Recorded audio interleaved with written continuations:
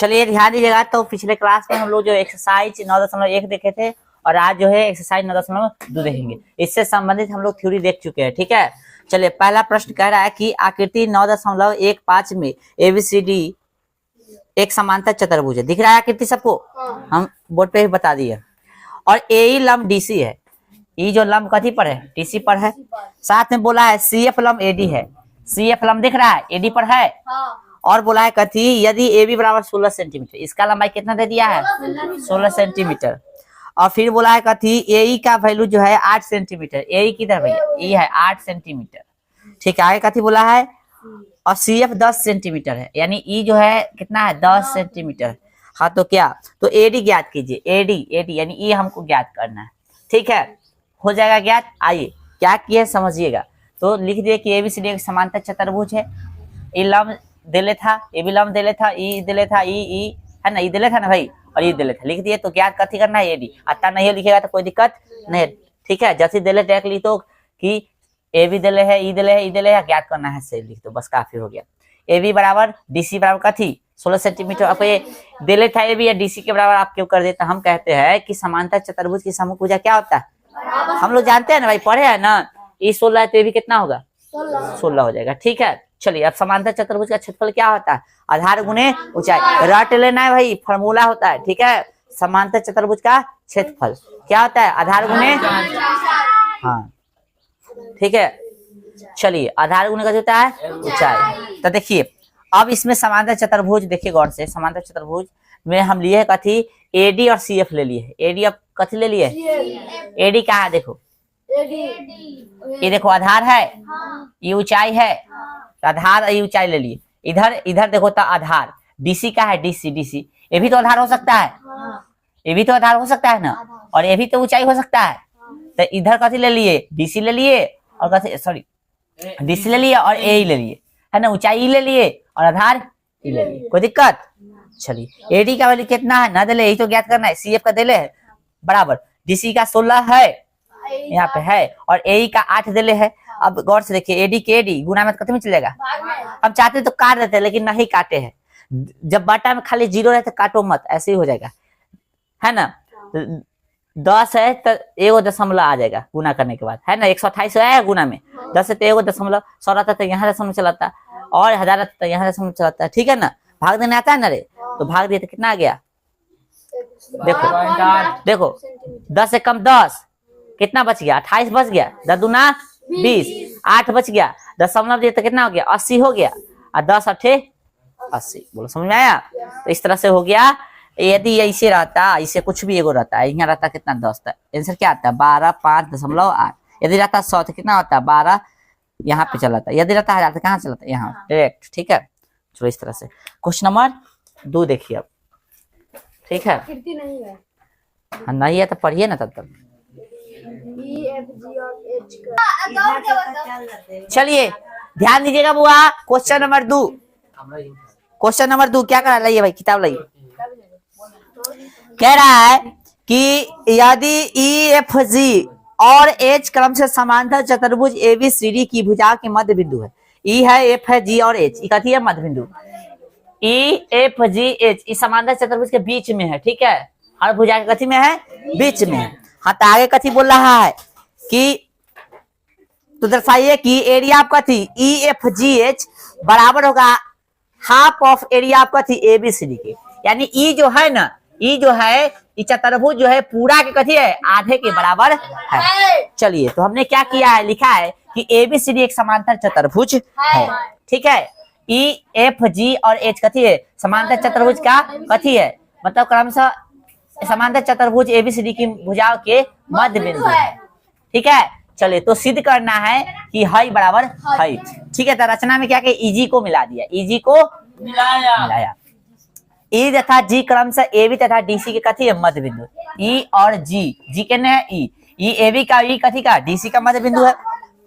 तो मध्य बिंदु है तो भैया डीजी कहाँ है? डीजी डीजी डीजी डीजी यही है। बराबर कथी लिखिए? सी जी। तो ये भी आधा है, ये भी आधा। अब पूरा में आधा लगा देंगे तो 3 बड़ी माना मानेंगे। अभी ध्यान दो, यहाँ पे ऊपर दिख रहा है बाकल लिखा, यहाँ ध्यान दो। ये भी आधा, ये भी आधा, तो आधा है, आधा है। अब पूरा में आधा लगा दे तो तीनों बराबर हो जाएगा। वही तो यहाँ ये है, डीजी सीजी दोनों आधा है और डीसी में आधा लगा दिया, तो तीनों बराबर हो गया। चलिए आइए, चूंकि ए बी बराबर डीसी और ए बी समांतर थी डीसी, अब कहिएगा ऐसे कैसे, तो देखो यहाँ पे ए बी यही है और डीसी यही है, समांतर चतुर्भुज है। इस समांतर चतुर्भुज आमने सामने की भुजा कथी होगा, बराबर और समांतर होगा।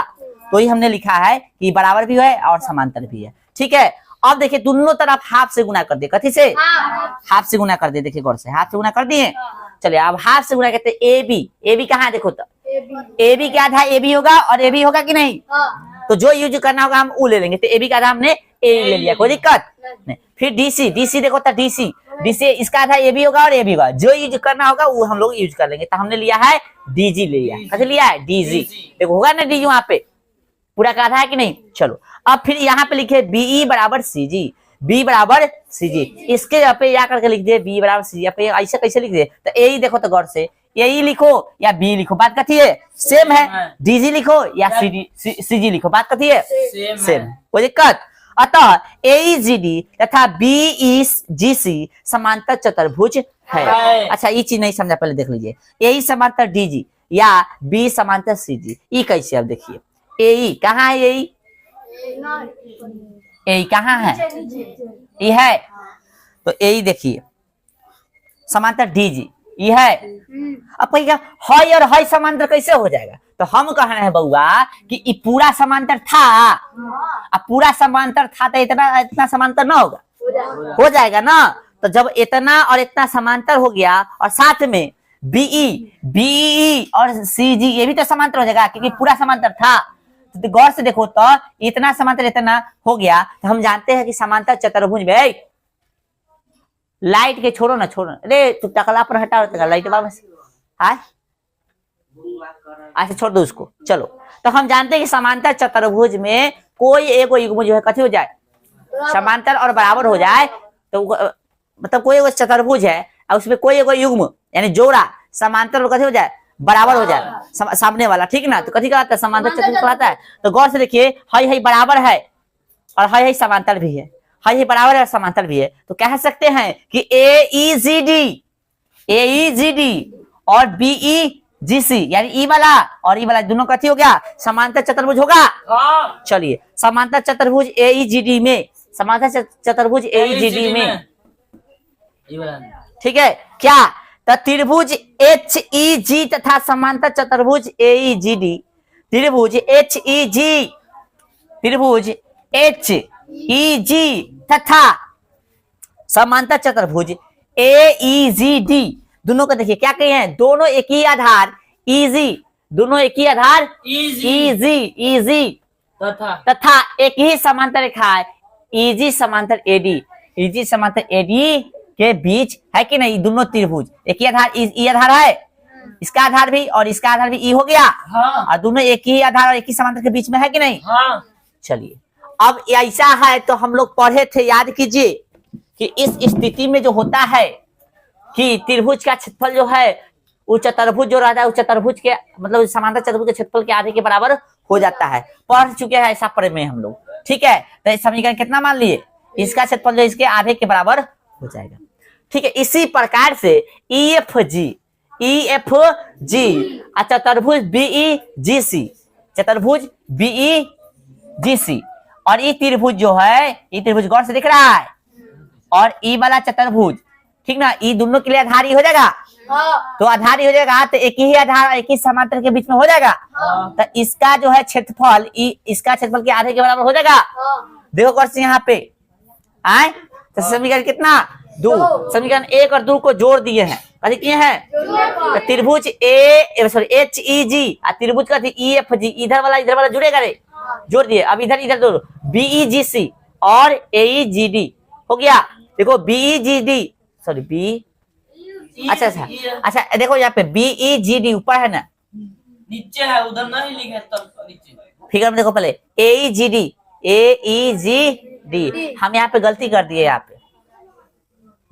यहाँ पे AEGD ना होता, गौर से देखिए AEGD तो है, ठीक तो है AEGD, अब प्लस में किसको जोड़ना है भाई साहब, BEGC दोनों को जोड़ दिए, अब दोनों को जोड़ दिए तो क्या होगा, देखो गौर से AEGD फिगर में देखो AEGD प्लस में GC, दोनों को जोड़ेगा तो ये पूरा बनेगा ABCD बनेगा। तो ABCD लिख दिए और हाफ हाफ दोनों में से कैसे कर लिए थे, कॉमन कर लिए, तो ये आ गया हाफ ऑफ ABCD और इधर चतुर्भुज हो गया। देखो कौन से HEG कहा है फिगर में, HE है ना नहीं, और फिर एक देखो EFG, तो ये चतुर्भुज नहीं है, देखो ये ना चतुर्भुज है, EFGH, तो E जो है पूरा के कथी है, आधे के बराबर है। ये हो गया आपका परमाणु। ठीक है, अब मिलते हैं हम लोग नेक्स्ट क्लास में। ठीक है, चलिए।